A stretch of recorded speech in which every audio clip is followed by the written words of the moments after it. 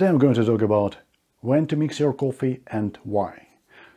When you brew in Turkish coffee, you may be thinking why there is no foam motion and it's not changing the color. It just boils out at some point. So today we're going to fix this issue. And also I'm going to brew Turkish coffee 3 times in order to show you what's the difference between no mixing, mixing in the middle and mixing coffee in the end. Let's start from layers. What do we have in our jezve? First case scenario is ideal. We have white foam at the top, which formed like in 30 seconds, maybe 1 minute.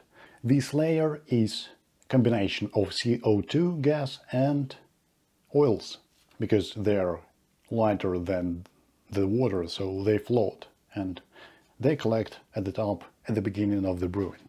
And then we have second layer, which is coffee, going from the bottom to the top. So there is 2 independent layers. And that way, when we have second layer going to the top, it pushes the first layer and you will see that color is changing. And this is how we see that we need to take off the brewer. Meaning, when it's ready, you know what foam color and motion you need for this exact coffee. It's different for every coffee. And second scenario, the crust from the coffee particles right away. Maybe it's because trapped CO2 inside coffee particle make it float and it does not escape. So particles will go up and block the formation of the first layer. So then second layer will push this heavy layer. And because it can't push it, it will just at some point boil out very quickly. That's why important to mix when we have this crust, and this is the most important thing. But what if we mix these 2 layers when they are already formed? That way you will not see when the color will change. It will be like bubbles, some bubbles with particles.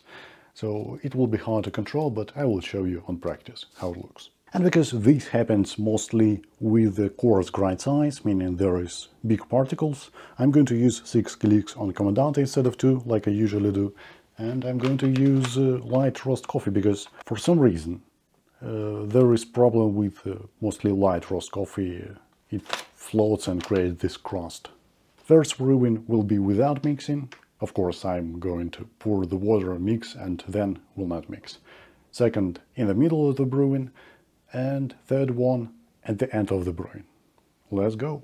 You probably see right away that there is coffee crust at the top and somewhat caramel color foam, but it's not white. Like if we mix it, it will be completely white.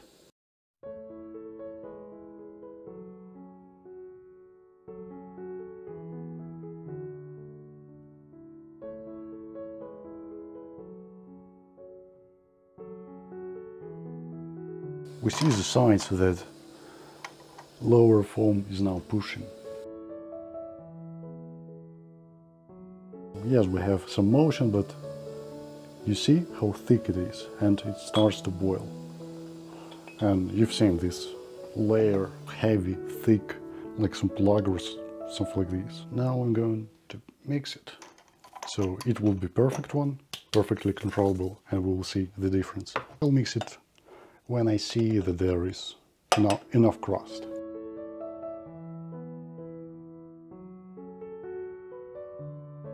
And now, oh, it's thick. You've seen how thick it was. And here is our proper foam. So you've seen that this plug was like 5 millimeters thick. And this is too much. So it creates additional pressure. Probably you have higher boiling temperature, meaning the foam starts to move with when the temperature is already higher than we need. And it will be critical for medium roast coffee and especially dark roast.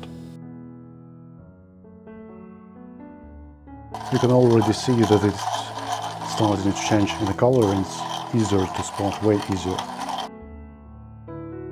Because of this top layer, you can easily see that it's almost ready, like now. there is around. Controlled. Beautiful. The last one. Now I will mix it at like 2 minutes. Now I will mix it twice because I need to have top layer and then I will mix it with the lower one. So having some beautiful white foam. So basically when the color will change a little, I will mix it again. By the way, it may not work for this exact coffee what I wanted to tell you and with this grind size, but it's okay. And you can see that it started to rub a little bit. I'm mixing it. Now we have like foam, like in a cup.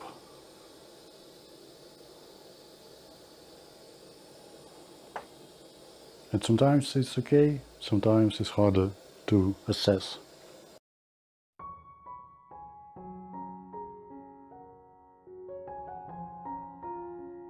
Let's try to mix it one more time.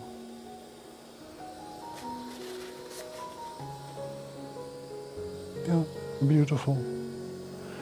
And easily controllable. So maybe it's the best one after all. But we will see in taste. Thick foam, very thick. Starting from this one to acidic.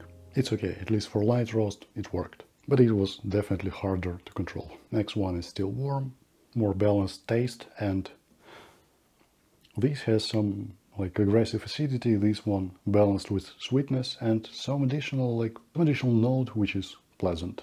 Some complex note flavor which does not appear to be here. Yeah, it's somewhat thin in taste. Not enough layers of complexity. But what surprised me that 6 clicks with anaerobic, natural anaerobic coffee worked exceptionally well. So you can use it easily. And this one's supposed to be a little bit darker, but let's check.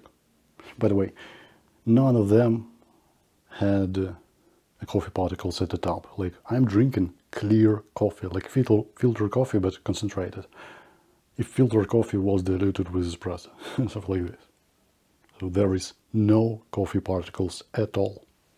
This one, maybe it's too hot, maybe it's the foam itself, but kinda unbalanced. The taste is way different.